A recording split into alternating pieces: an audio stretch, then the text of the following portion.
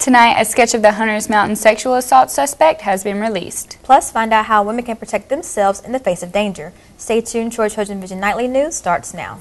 From the High Definition Digital Production Center on the Troy campus, with news from Troy University locations around the world, this is TrojanVision Nightly News. Hello and welcome to TrojanVision Nightly News for April 9th, 2012. I'm Tiffany Lester. And I'm Courtney Steele. Thank you for joining us this evening. Troy police have released an artist sketch of the suspect in the Hunters Mountain sexual assaults. Police released the sketch last Friday and want anyone who may recognize the suspect depicted in the drawing to contact police. The suspect is described as being in his late 30s to early 50s, around 6 feet tall with a dark complexion and a heavy athletic build. The suspect is wanted in the 2 sexual assaults that occurred in Hunters Mountain Mobile Home Park on March 26th. Police say if you see this man, please note the time of day, location, clothing, and direction of travel to relay to the police, but do not attempt to make contact with the person. You can call the Troy Police at 566-0500 or the secret hotline, witness hotline at 566-5555. There's a $25,000 reward to anyone who provides information that leads to the arrest and conviction of the person or persons responsible for the March 26th sexual assaults. And for any women looking for a better way to defend themselves against potential attackers, Troy University's SAVE project is offering a way to later this month. Registration is now open for rape aggression defense classes, better known as RAD. The 12-hour self-defense course is taught by certified self-defense instructors on the Troy campus. However, the classes are not limited to just Troy students. Any female 13 or older is eligible to take the classes. The class dates are April 25th and 26th and May 2nd and May 3rd. To register, you must be able to attend all 4 classes. The deadline to register is April 20th. Organizers say that space is limited and to register early to ensure your spot. To register, contact the SAVE Project offices at 670-3700. Troy University is looking for volunteers for this year's Special Olympics. Troy will play host to the Special Olympics Alabama State Games in May. Approximately 700 athletes with mental and physical disabilities and 350 coaches and chaperones will be attending throughout Alabama. There will be 10 sports competitions conducted on campus as well as in the city of Troy. Volunteers are needed for the sports events as well as opening ceremonies.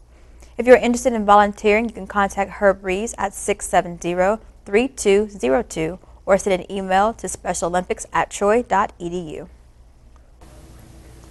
A Troy University team has placed first in the nation for the 2nd year in a row. That's right, Courtney, but it wasn't a sports team. The Troy University Geomatics team competed in March and brought home another national prize. A team of 3 Troy University Geomatics students traveled to Portland, Oregon to present a 4-month project at the 11th annual NSPS student competition. We were judged on 3 different categories. We had to create a map, do a presentation, and turn in a report, a 30-page report. And so it was just a combination of those 3 things that we prepared. The project dealt with surveying applications in geographic information systems, and Troy's team received 359 points out of a total of 400. These students created a system that will make the surveying process easier. Using our system will allow surveyors to basically they can just get online and find the data they need instead of going out and having to search for different monuments. It takes a lot of the busy work out of going out and finding things that they would need to find. When the students demonstrated their presentation to some teachers, they were apprehensive of if the team could win the competition. But the students were determined to reach success. We feel like they are not progressed as we expected. We thought, okay, let's just cut it off. We don't want to go there. Because if with what you have shown us, we cannot let you go. They didn't take that as an answer. Okay. They came to me again, students say, we want to keep going. Even though we don't go, we want to learn something. We had to make a presentation to the teachers, and we didn't have enough ready to go, so they kind of canceled it, said we weren't going to be able to go, but we just kept working on it, and we were able to go. We represented everything, and they were happy when we represented it. 2-time winner Michael Johnson says that winning the competition this year proves that the Geomatics team can do whatever it takes to win. It feels good that we can go back, and last year wasn't just a fluke, that we can show them that we can win no matter what the topic is. The title of their project was Alabama Public Land Survey Data Management and Retrieval System. And now taking a look at news from around the state. In Birmingham, a federal bankruptcy judge has ordered the names and addresses of thousands of current and former Jefferson County employees listed in the bankruptcy case to be removed from public documents. More than 3,200 current and former employees are among the creditors with claims filed with the bankruptcy court last year. The judge issued the order late Friday.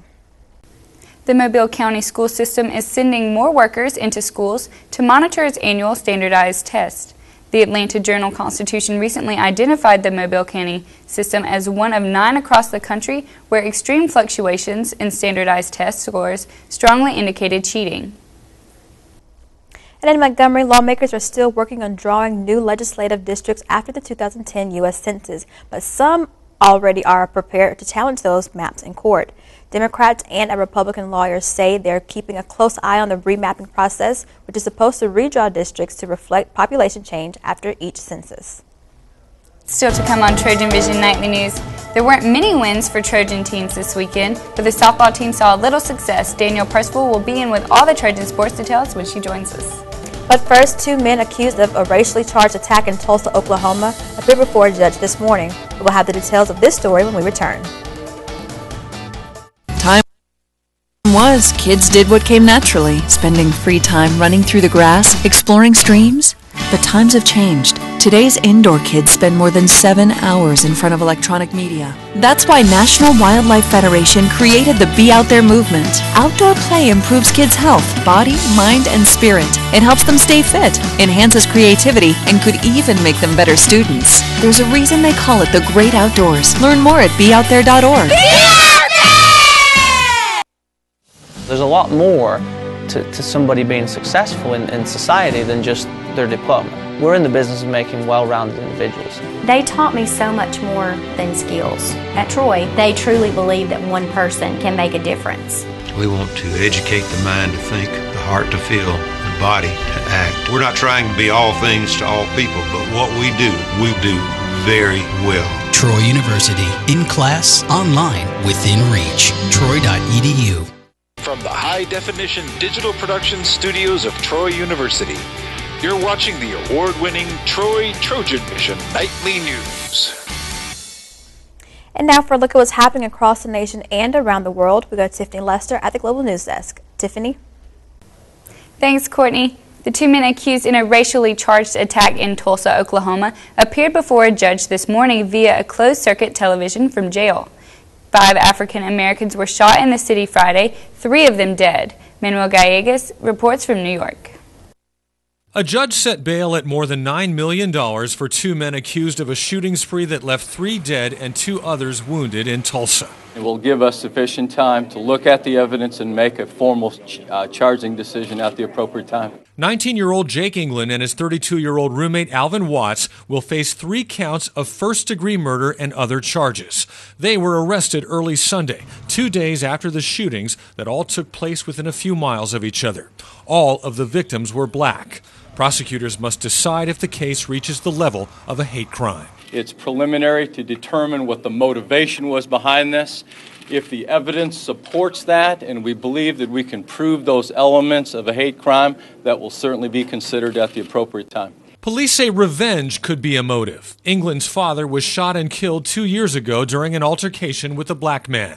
England's fiancée and the mother of their baby, Sharan Wild, also recently killed herself. The day before the shootings, England used a racial slur on his Facebook page to describe his father's killer. The posting said, "Today is 2 years that my dad has been gone shot. It's hard not to go off between that and Sharan. I'm gone in the head." The suspects are scheduled to be back in court next Monday. Manuel Gallegos, CBS News. Student protesters have effectively closed the Stanford Police Department with a peaceful demonstration. Meanwhile, Tuesday's grand jury hearing in the Trayvon Martin killing has been canceled. Susan McGinnis is in Stanford with the latest. When I say dream, you say power. Dream, power. Dream, power. Student protesters blocked the entrance of the Sanford, Florida Police Department. We want justice for Trayvon Martin, which means an arrest for George Zimmerman.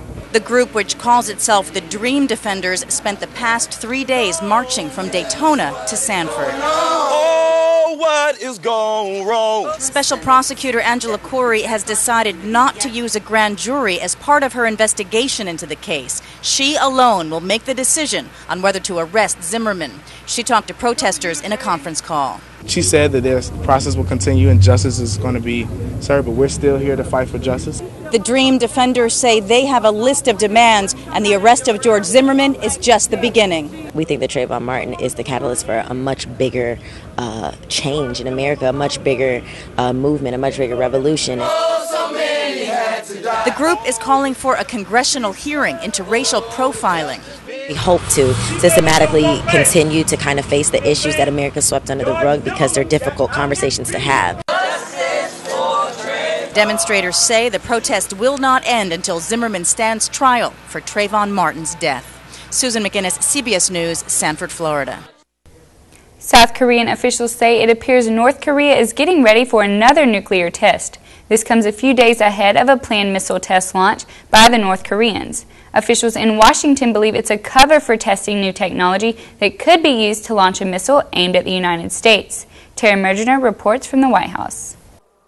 New satellite images show North Korea may be preparing for what could be a new nuclear test. A report from South Korean intelligence agents says North Korean officials are digging a new tunnel at a site in the northeastern part of the country that was the site of nuclear tests in 2006 and 2009.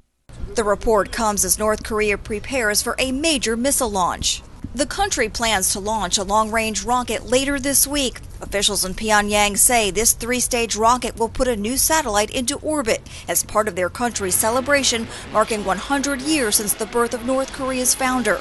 But the White House and America's allies are concerned the rocket launch is really a chance for North Korea to test technology that could help its missiles reach the United States. The U.S., Britain, and other nations are urging North Korea to cancel this week's launch. They say it violates UN resolutions, and it shows that North Korea is walking away from its promise to refrain from taking part in nuclear and missile activity. The only path to a better future for that country and its people is to take the actions necessary to demonstrate that the country is willing to live up to its international obligations. Leaders in Japan are taking no chances. They're positioning military equipment along the coast. And the Japanese Prime Minister gave the green light to shoot down the long-range rocket if it poses a threat to Japan's territory. Tara Mergener for CBS News, the White House. And that wraps things up from the Global News Desk. To see more stories from across the country and around the world, including on how a child's laughter can turn into a serious condition that needs medical attention, you can tune into TrojanVision Global News right after the nightly news. Now, back to you, Courtney. Thanks, Tiffany. Now, Danielle Percival joins us to look at sports. So, Danielle, I know there's a lot of Trojan action this past weekend. However, not a lot of success. Well, that's right, Courtney. There were a lot of teams who did see action this past weekend, but not that much success, as you mentioned. However, let's get into some good news first off, though. The Trojan softball team started the weekend series against Western Kentucky off with a big 9-1 win Friday, but couldn't score any more runs in the remaining games of the series. Troy lost 8-0 in the first game of a doubleheader and lost 2-0 in the rubber game of the series Saturday afternoon. A 2-run homer from Kelsey Maddox was all the runs the Hilltoppers needed for the win. Ashley Rainey took the loss, pitching 6 innings, allowing just 2 runs on 4 hits while striking out 3 and walking none. The Trojans do return home tomorrow to face the Kennesaw State Owls in a doubleheader at the Troy Softball Complex. First pitch is set for 1 o'clock. And the Troy baseball team did something they haven't done in 2 years this past weekend. But it wasn't exactly something to be proud of. The team was swept by Florida International, and it's the first time the Trojans have been swept since April of 2010 against Louisiana Lafayette. The Golden Panthers took Game 1 Friday night 11-7 and handed Tyler Ray his 3rd loss of the season. Saturday, the Trojans were in the lead heading into the bottom of the 8th inning, but allowed 3 runs and lost 5-3. Then on Sunday, the Trojans fell to FIU 4-2. Joe Hernandez got the loss in his first start in conference play. He did hold FIU to just 3 runs on 4 hits and struck out 5 over 5 1/3 innings of work. Troy had 6 hits in the game and drew 7 walks from 5 FIU pitchers. However, the Trojans stranded 10 base runners in the game. Head coach Bobby Pierce with his thoughts moving forward. Tough weekend for our team. We've had a tough year to this point. Bright side is a lot left to play and a lot to play for. So We're going to try to stay on task and kind of refocus our goals and try to get this thing turned around so we can win some games and move forward. The Trojans have now lost 6 straight for the first time since an 8-game losing streak in 2002. They'll look to rebound and pick up a win against rival Jacksonville State tomorrow night. First pitch is scheduled for 6 o'clock at Riddle Pace Field. And football season is still about 5 months away, and I'm bringing it up any chance I get. But the big story today isn't even about the 2012 season. Hello 2013 and hello Vaught-Hemingway Stadium. Troy announced Monday they will be traveling to face Ole Miss on November 16, 2013. This will be the first time these teams have ever met on the gridiron, and the Trojans will be playing both Mississippi teams of the SEC in 2013. They'll be making the return trip to Mississippi State on September 21st after the Bulldogs come to Veterans Memorial Stadium on September 15th this season. And for this year's Trojan football team, they may not have had an opponent, but they did rack up some impressive offensive numbers in their second scrimmage of the season Friday. Starting quarterback Corey Robinson didn't connect for a touchdown during T-Day, but had 2 in the game in Phoenix City. DJ Taylor was the star running back during the first scrimmage, but Friday night Sean Southward was the standout with a 55-yard rushing touchdown on the first possession of the game for the White Squad. And in case you're wondering, it was another close game, but this time it was the Cardinal defeating the White Squad 34-31. The Troy track and field team headed to the Plains over the weekend for the Tiger Track Classic. Nicola Bola placed second in the men's hammer throw, breaking his own school record with a distance of 61.07 meters. The men's 4x100 team placed first collegiately with a time of 40.66. The team was composed of Benjamin Martin, Thaddeus Curtis, Philip Pritchett, and Nico Freeman. Larry Henry placed third in the men's high jump with a distance of 2.07 meters. Martins Pildovs placed third in the men's javelin with a distance of 69.11 meters. The Trojans are preparing to head back to Mobile this weekend to compete in the South Alabama Invitational April 14th and 15th. So the softball team picked up a win on Friday, but from there on out for softball and baseball just couldn't seem to get anything going. Hopefully that'll change tomorrow. Both teams will be in action at home, so hopefully they'll have the fans out there to support them, and maybe that's just what they need in order to pick up some victories. Best of luck to both of them. That's right. Thank you, Danielle. Thank you. And still to come on TrojanVision Nightly News, find out what business and sports have in common in today's Trojan Talk. Plus, warm weather continues as the work week begins. Courtney, what should we expect for the remainder of the week? Well, Courtney, it looks like we have a beautiful week ahead of us, but I'll have more of the details on that coming up in weather.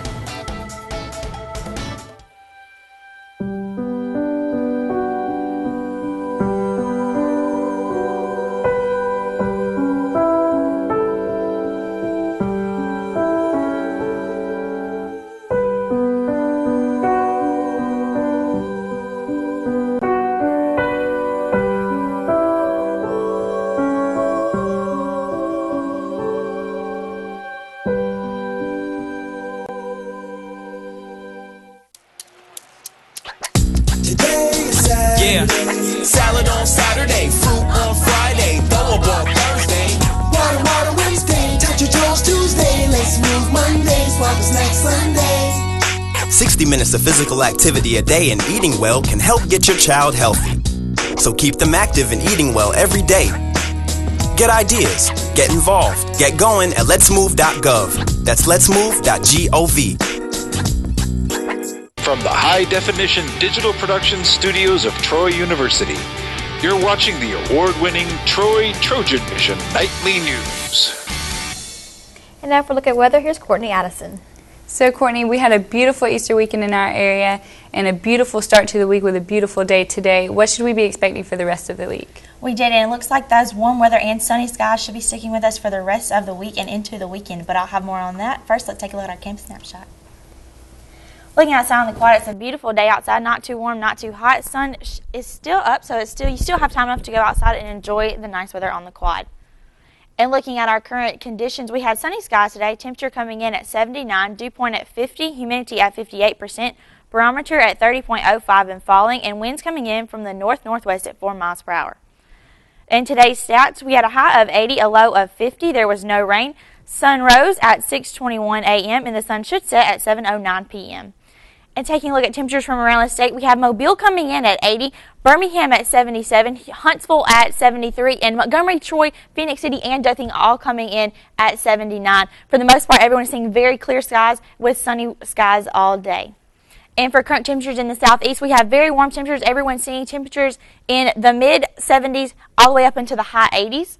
And for current temperatures across the United States, everyone along the southern border of the United States is seeing those very warm temperatures, and some of those places even seeing upwards of 90. But if we look back towards the northeast, they're still seeing very cool temperatures into the 40s and the 30s. In our current surface area for the United States, we see several pressure systems developing out west, but none of that's having an effect on our area right now. But looking closer into our area, we see a cold front pushing through the upper part of Tennessee and also a cold front pushing through in the peninsula of Florida. None of that affecting us right now. We're still seeing those beautiful weather conditions outside. In our precipitation forecast for the next 48 hours, there's no rain in our area, but if we look back towards Texas, Louisiana, Mississippi, more out west, they're seeing those rain. They could be seeing up to a half inch of rain, in some parts up to an inch. And for Tuesday, there's no rain in our area, but there is going to be a little bit of rain that could be drifting into our area, may or may not. And Wednesday, still no rain in our area, but lots of rain and windy conditions coming in, developing more in the central part of the United States and farther out west. And by Thursday, still no rain in our area, but there is a possibility some of this rain, if you could be traveling west, you could run into some rain out that way. And same for Friday, some of that rain has moved a little closer into our area, farther in North Alabama. So if you're traveling up there for the weekend, you might be seeing there is a possibility you could be seeing some rain. And for tonight's forecast, we see clear skies with light and variable winds coming in from the north-northwest at 4 miles per hour with a low of 52. And for tomorrow's forecast, it's mostly sunny. Should be a beautiful day outside, but there is that 10% chance of rain that we could be seeing later on into the afternoon, with winds coming in from the northwest at 6 miles per hour with a high of 81. And our class outlook, at 7 a.m. it should be around 54, so you might need a light jacket. 10 a.m. warms up to 64, 1 p.m. 77, and by 3 p.m. it should be warmed up to 79, but that's when that chance of rain could be kicking in. And looking at our 4-day forecast, we have Tuesday with high of 81 and a low of 53, Wednesday 73, low of 43, Thursday a 73 again, low of 49, and Friday with high of 80. Should be beautiful skies all week. A little bit of clouds on Wednesday, but for the most part we should be seeing sunny skies, so enjoy that weather. So, Tiffany, you should be seeing beautiful weather for the rest of the week. We need to make sure we get outside and enjoy that weekend, because there's no telling when those spring showers may start to kick in. Definitely. I love being outside in the sun, and I just hope that 10% chance isn't really there on Wednesday for us. I hope so. Thank you, Courtney. Thanks, Courtney.